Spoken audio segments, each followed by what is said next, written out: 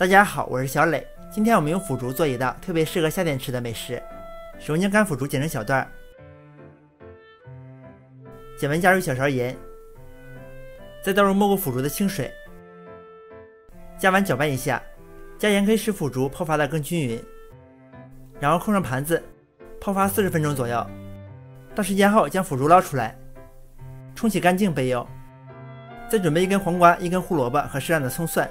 将黄瓜改刀切成丝，胡萝卜也切成丝，香葱切成葱花，蒜切末，全部切完备用。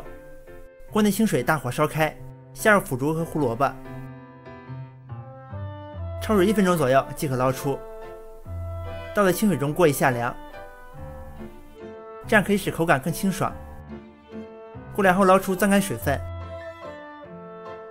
攥完倒在大碗中，再放入黄瓜丝，倒入葱花和蒜末，加入一点点盐，少许鸡精，1勺陈醋，1勺生抽，半勺香油，1小勺白糖，最后加入这道菜的灵魂2勺老干妈，然后用手抓拌均匀，这样可以使食材更加入味儿。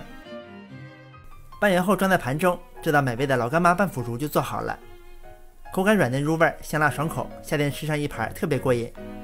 这里是香韵味蕾，记得按时吃饭哦，我们明天见。